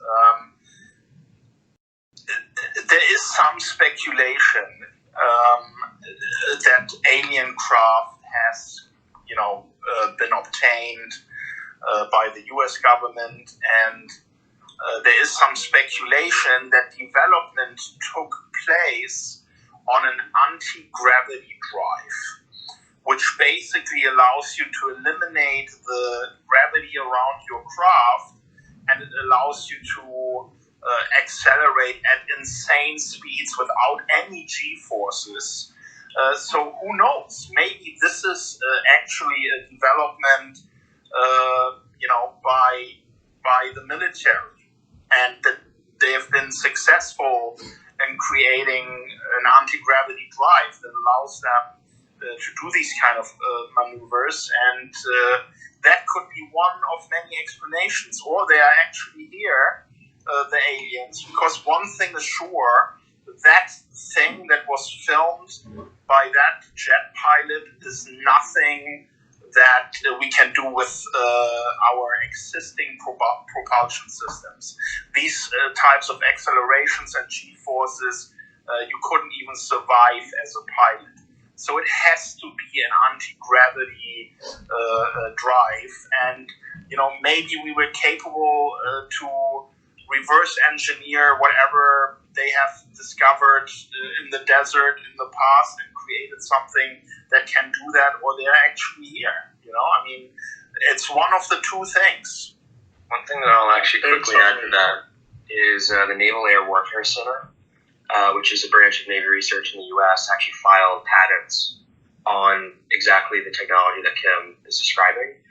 That's not perfectly indicative. Patents always get filed by them for technologies that they haven't exactly created yet. But I mean, it at least shows some kind of connection or consideration of it. Yeah, and it's there. If we apply the same sort of authority standard that we apply to anything else, they're definitely completely here. The aliens, the tech, everything. High-ranking military officials going back decades are on the record and often even on video saying, yeah, they're here, they're real.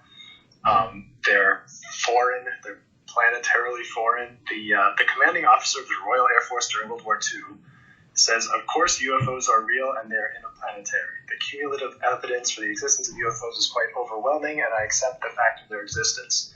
There are astronauts saying basically the same thing on film, other admirals and stuff like that. If they have all of the gravitas of anyone at the WHO or any other authority that we listen to about anything, it's just kind of a matter of curation. But the information is out there. It has the credibility. It's just a matter of deciding to give it the weight that it deserves, in my opinion. Well, if they can hear us right now, please come and visit me first.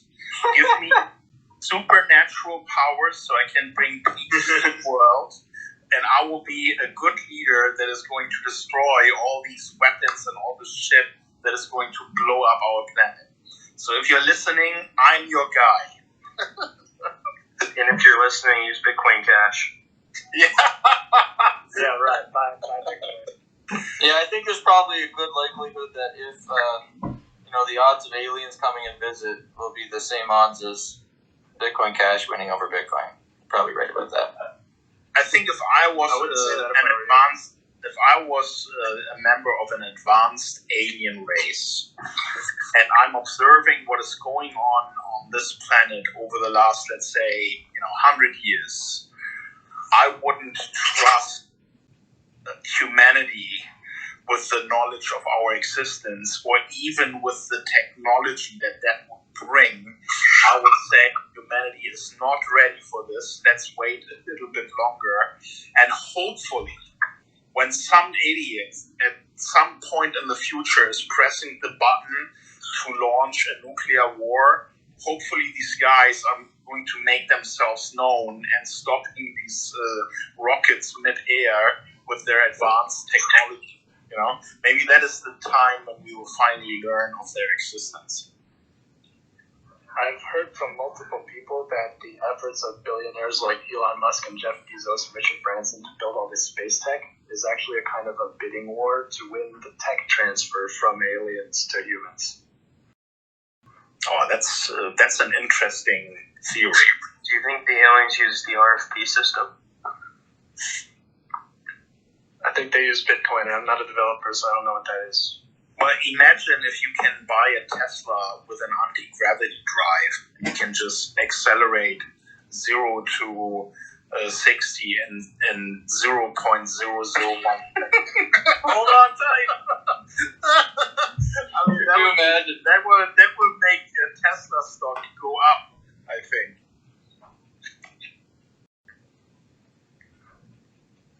A lot of pretty wild stuff out there.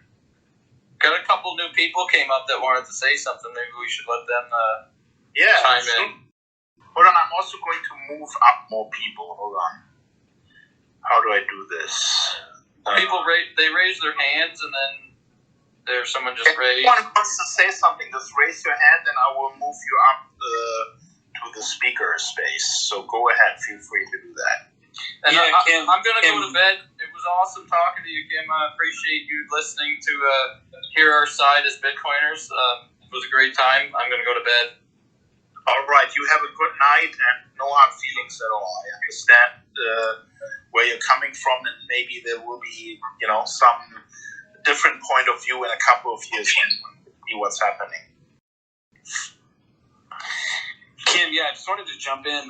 Back in my college days, I was a huge user of Mega Upload, and I see it as the sort of use case that Netflix took advantage of to license content and sort of create an entire business model, which then overhauled the entertainment landscape. So I'm curious if you have any thoughts about that in relation to your career and how it all has come to fruition in different forms over time. It's quite funny how all of this played out, because very few people know that I had a website under development called Mega Movie.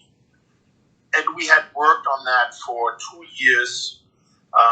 It was ready to launch. And our business model was that this would be a site that is basically owned by creators, so including all of the studios, and that they could monetize any link that they take down as infringing material by forwarding the users that were trying to access that infringement to the actual legitimate product. And all the studios had to do was to accept a new business model where they can launch their movies globally at the same day, at the same price. And the problem why there was no interest for this was because Hollywood was relying on a licensing model where they would go to all these license holders in all these different countries. They would pitch new movies to them, basically raise the money for movies that haven't even been made yet, and selling the licenses to these movies. So Hollywood basically had a business model where they could make new movies risk-free because they would raise the money in advance from the license holders. Now, that wouldn't work anymore. It doesn't work anymore in today's reality, where people want to access the product around the world at the same time, like it is now possible with Netflix, even though there are still limitations. But Netflix is now eating their lunch because they do their own productions of movies and they're launching them globally and they're cashing in on that. But that is a model that I developed for them and that never even saw the day of light because they saw me as such a threat, especially after we had this promotion by a lot of celebrities that actually, supported Mega Upload, and they saw us as such a threat that they destroyed us rather than, figuring out what we can do for them. And now Netflix is basically taking their market share. Yeah, I remember the last days of Mega Upload, but I think there's a lot of people on the internet, especially of my age, I'm around 33, who remember exactly what role that site played on sort of transforming the landscape. So, mad props to you, man. Thank you. I appreciate that. I would just say they leave me and my family alone, because all I want to do is innovate and create cool tech for people, to give them more freedom and more opportunity. And this whole case has been quite a drag on, the amount of energy that I could actually invest in things that matter rather than spending time with lawyers and talking about the next hearing of, after 15 hearings, the next one. And it's just such a waste of time and energy and so counterproductive, Wishing you luck, man. Thank you. Okay, so if you look back on your history with Mega Upload and the power dynamics that these people have put in the game, what insights do you have to say that if you were to go back in time and make certain decisions to sort of win this war, what would you have done? I would have done what RapidShare did, our largest shareholder. I would have hired a lobbying firm in Washington and wired some money to politicians to leave us alone. That is literally how the game works. If you pay, they will leave you alone. And that's what RapidShare did. And RapidShare never got the problem that we had, even though they were our larger competitor and basically had exactly the same service that we had. So lobbying works, if you can basically have a law firm in Washington representing you and making donations to political parties and people that are running for government, they will leave you alone. Bitcoin prevents that. Yeah. Unfortunately, that is how the world works, It's so corrupt and so dirty. And Hollywood has made so many contributions to the Democratic Party. And when Chris Dodd became the chairman of the MPAA, he basically threatened the Democratic Party and Obama and the administration that they are not going to help them with their re-election campaign. And that pressure was enough to create this novel bullshit case against Mega Upload. By the way, nothing like this has happened before Mega Upload, and nothing like this has happened since Mega Upload. So it's still the only case of its kind, and it was all paid for by Hollywood. Crazy.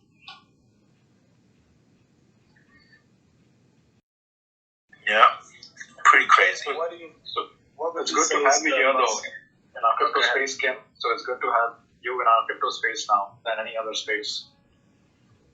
Yeah, I'm very excited about this. I was excited when the internet first, became a thing, and I remember vividly how that all played out. And during the first internet bubble, it actually gave me my start.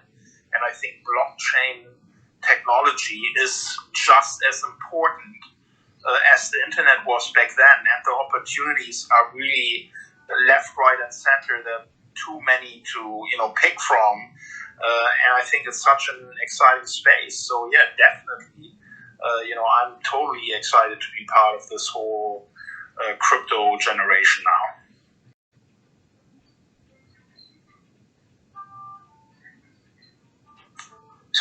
talk about Bitcoin, right?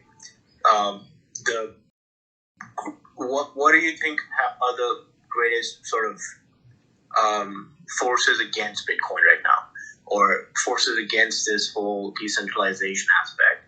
And where do you think changes are required in the system that would allow us, or allow everybody as a whole, like crypto community, to sort of tackle those problems? Yeah, the greatest threat to Bitcoin is the U.S. government. I have no doubt that they are aware of the lack of benefit that the government will have if crypto becomes mainstream, and the adjustment that it would take, to figure out how to finance their debt and how to finance their spending. Because if you can't just go and print more money and put it in the marketplace to finance your stuff, you are finding yourself in a completely new situation where you have to adjust your spending habits.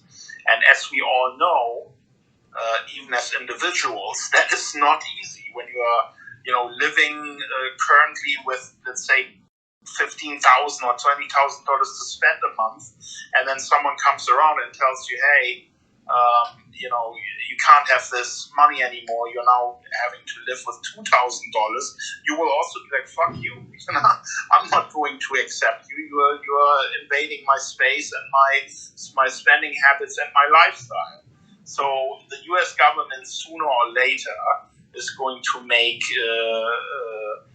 moves to ban crypto and potentially destroy it. But I think the stronger the crypto movement becomes, and the more users use it around the world, and the more jurisdictions we have outside of the US that embrace crypto, the better. So we need to accelerate. This is what I'm saying. Like, we need to accelerate mass adoption. That should be our number one goal. Not fighting between each other, not pointing the finger at each other, but really realizing the opportunity that we have, and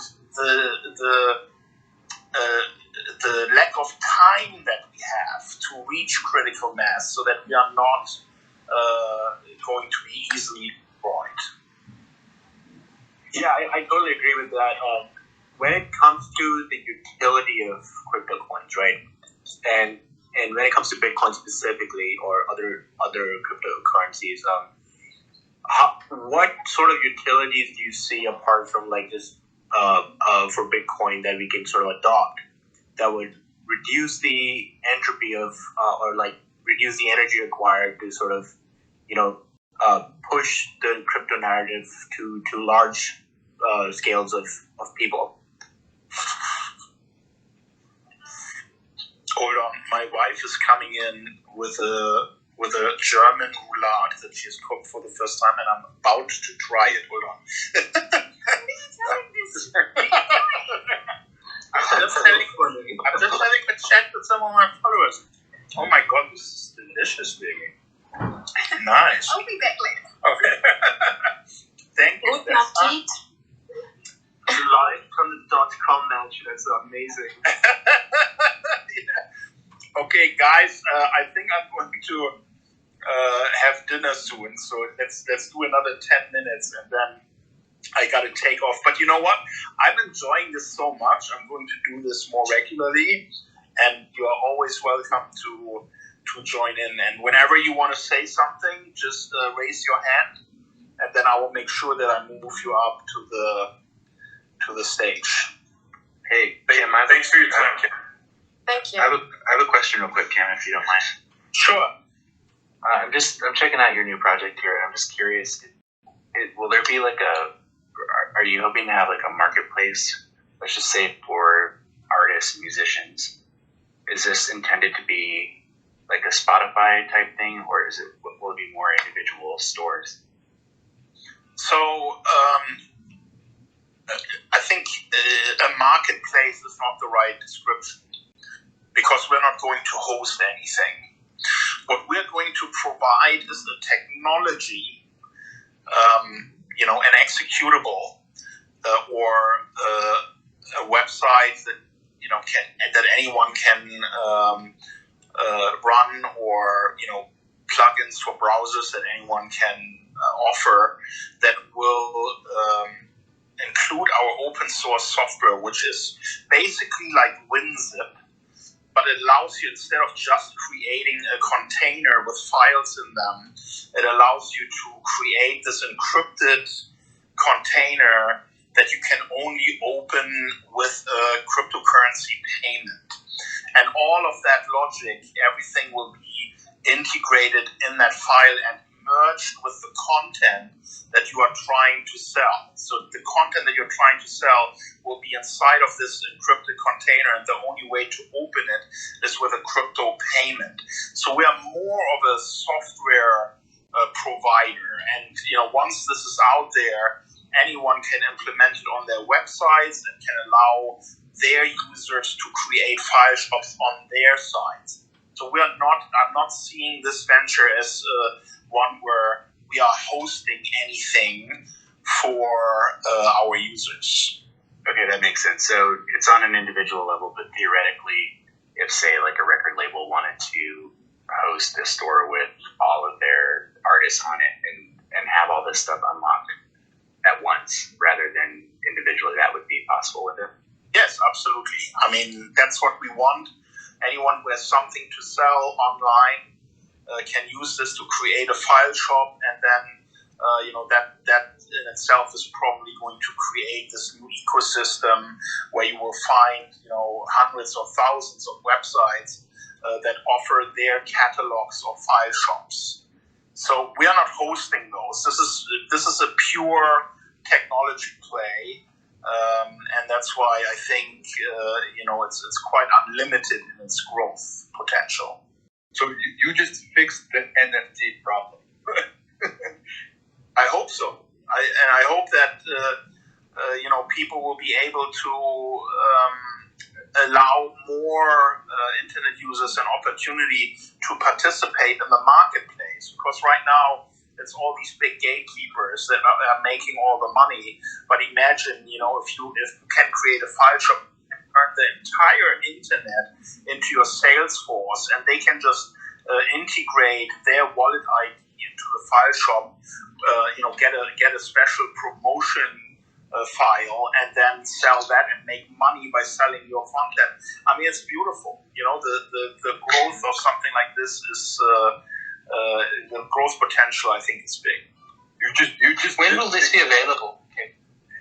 We are planning to launch Q4 of this year, but this is something that still needs substantial security reviews, because I don't want to release it prematurely. I want to make sure that the source code has been peer reviewed by top security people, and we will only be able to do that once we feel that the software has